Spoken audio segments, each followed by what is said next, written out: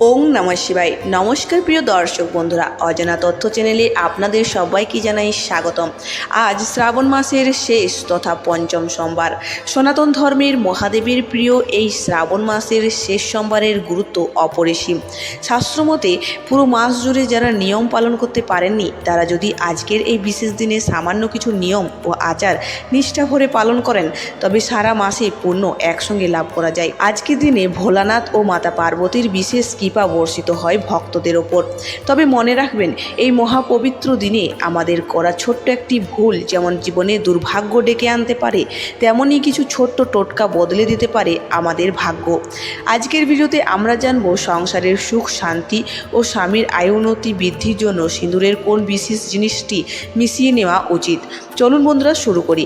ভিডিওটি শেষ পর্যন্ত অবশ্যই দেখুন আর কমেন্ট বক্সে এখনই লিখুন হর হর মহাদেব।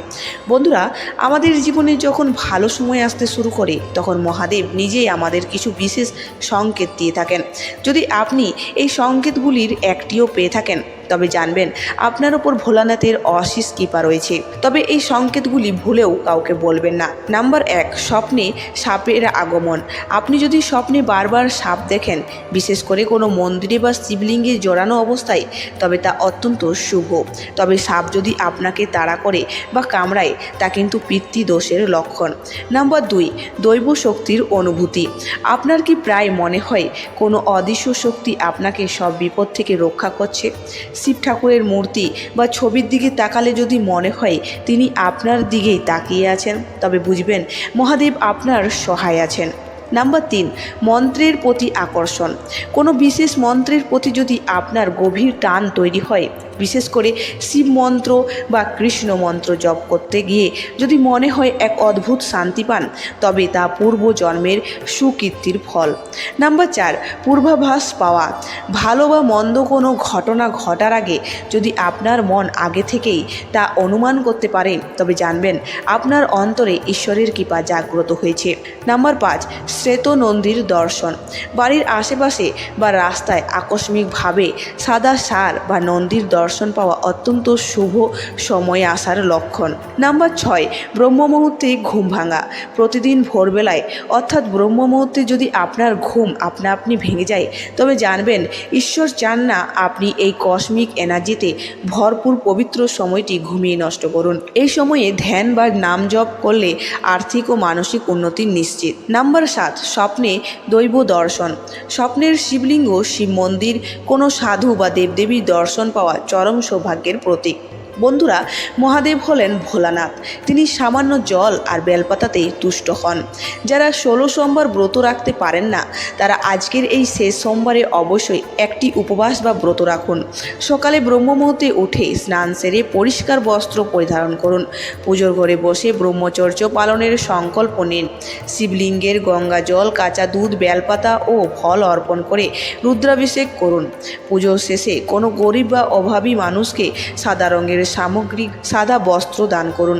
আজকের দিনে মহামৃত্যুঞ্জয় মন্ত্র এবং শিব গায়ত্রী মন্ত্র জপ করা অত্যন্ত ফলদায়ক। যারা দীর্ঘদিন ধরে আর্থিক কষ্টে ভুগছেন, তারা আজ শিবলিঙ্গের আখের রস দিয়ে অভিষেক করুন। আর যাদের পরিবারে সারা বছর রোগ ব্যাধি লেগে থাকে, তারা জলে কালো তিল মিশিয়ে মহাদেবের অভিষেক করুন। সমস্ত বাধা কেটে যাবে। আজকের দিনে কোনো তামসিক খাবার বা আমিষ ছোঁয়া একদমই নিষিদ্ধ। হিন্দু ধর্মের সিঁদুরের গুরুত্ব অপরিসীম। সিঁদুরের সঠিক ব্যবহার স্বামীর আয়ু ও উন্নতি দুইয়েই বৃদ্ধি করে।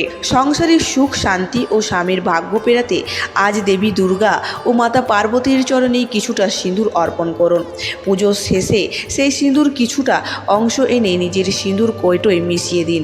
প্রতিদিন স্বামীর কল্যাণের কথা চিন্তা করে এই সিঁদুর সিটিতে পড়ুন। চমৎকার ফল পাবেন। সিঁদুর পরার সময় মধ্যমা আঙুল ব্যবহার করলে স্বামীর আয়ু বৃদ্ধি পায় এবং তর্জনীয় আঙুল ব্যবহার করলে সংসারের শান্তি বজায় থাকে। এবার জেনে নিই কী করবেন না। কখনো ভেজা সিঁদুর মাথায় পরবেন না, এতে স্বামীর ভাগ্য ও আয়ু কমে যায়। নিজের সিঁদুর কারো সাথে ভাগ করবেন না। যদি কখনো হাত থেকে সিঁদুর মেঝেতে পড়ে যায়, তবে তা অশুভ। সেক্ষেত্রে ওই সিঁদুরের ওপর সামান্য তেল দিয়ে কাপড়ের সাহায্যে তা মুছে কোনো গাছের গোড়ায় রেখে দিন এবং মা লক্ষ্মীর কাছে ক্ষমা চেয়ে নিন। বন্ধুরা, ভোলানাথের কৃপা কৃপা যার উপর থাকে সেই মানুষ কখনোই অহংকার করে না, সর্বদাই পশু পাখি ও অসহায় মানুষকে ভালোবাসে এবং শান্ত জীবনযাপন করে। এই পবিত্র শ্রাবণ সোমবারে আপনিও নিষ্ঠা ভরে মহাদেবের আরাধনা করুন, তিনি আপনার সকল মনোবাসনা পূর্ণ করবেন। আজকের ভিডিওটি ভালো লাগলে লাইক ও শেয়ার করতে ভুলবেন না। দেখা হবে পরবর্তী কোনো ভিডিওতে, ততক্ষণে ভালো থাকুন, সুস্থ থাকুন। হর হর মহাদেব।